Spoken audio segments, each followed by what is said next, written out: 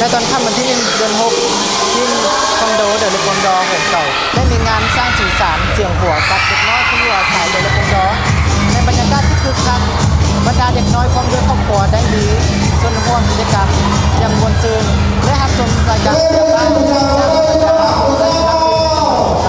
ที่มาจากของนครสาวนุ่มถึงแม้ว่า7 โมงแลงงานจะค่อยเริ่มแต่ก็มีหลายครอบครัวที่กระตือรือร้นและเตรียมพร้อมที่จะเข้าร่วมในงานดังกล่าวแต่เช้าบรรดาเด็กน้อยตกอยู่ในห่วงเวลาที่ม่วนซื่นและมีความสุขที่สุดโดยผ่านการแนะนำการนำพาของเจ้าภาพในงานดังกล่าวสิ่งหนึ่งที่สะกดจิตใจในงานนี้แมนบรรดากิจกรรมเล่นเกมความคล่องแคล่วละเอียดของเด็กน้อยโดยผ่านการแสดง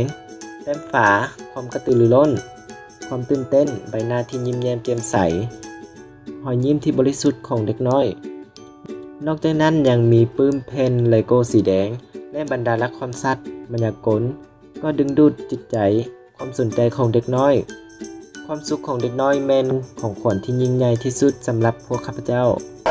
That's very great event. Today I come with my daughter to see that event, and I see there is a very good magic show that is wonderful. And the most thing I like is the play by the behind going on. It's very meaningful and like they teach children in very fun way, and I think it's good for and that the today event organized by Tan Huang Ning Group is really great, a wonderful event. Thank you. วันนี้เป็นเวลาที่พิเศษที่สุดในชีวิตของพวกเขาหวังว่าในงานในวันนี้จะเป็นงานและจดจำและยากที่จะลืมสำหรับเด็กน้อยที่อยู่อาศัย